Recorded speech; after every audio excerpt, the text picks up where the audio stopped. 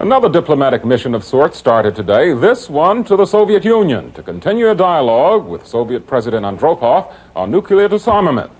Those types of face-to-face meetings are rare enough, this one especially so. Our diplomat is an 11-year-old schoolgirl. John McKenzie reports. Most summers at this time, Samantha Smith would be heading off to Girl Scout camp. But today, she and her parents begin a 2-week visit to the Soviet Union at the invitation of Soviet leader Yuri Andropov. To me, he's just like a regular person. He's like a grandfather or an uncle or something. In January, Samantha wrote to Andropov asking why he wanted to have a nuclear war. Andropov replied, saying the Soviets want peace, not war, and invited her to come see for herself.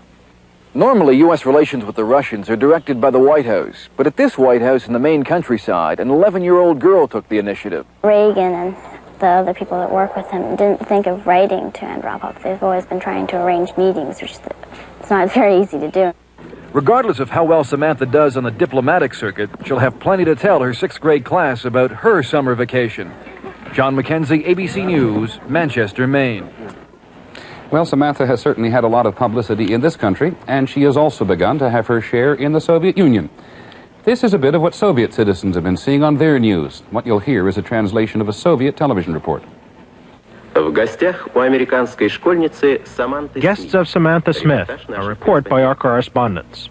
Samantha is a typical American schoolgirl. In her free time, she reads a lot, is a sports enthusiast, roller skates and ice skates a lot, and something that is not typical for a young girl, plays football. And still, sports and school are not the only things that are worrying Samantha. Living in a constant war psychosis atmosphere, anti-Soviet hysteria, which is being pushed in the United States, she, like a lot of her contemporaries and adults in America, feels threatened by the possibility of nuclear war. Can the things that they say constantly about the Soviet Union on television and radio and newspapers really be true? In her quest for the answers to these questions, she approached Yuri Vladimirovich Andropov in Moscow. Did he answer your questions? Are you satisfied with his answers? Yes, he answered my question. Now, Samantha has become sort of a celebrity in America. Her house is being constantly watched over by television and newspaper correspondents. Of course, it is a sensation. And of course, there are grounds for the usual vehemence, as in the case of an NBC correspondent who stated that Samantha was going to be used on Moscow television in the service of Muscovite propaganda.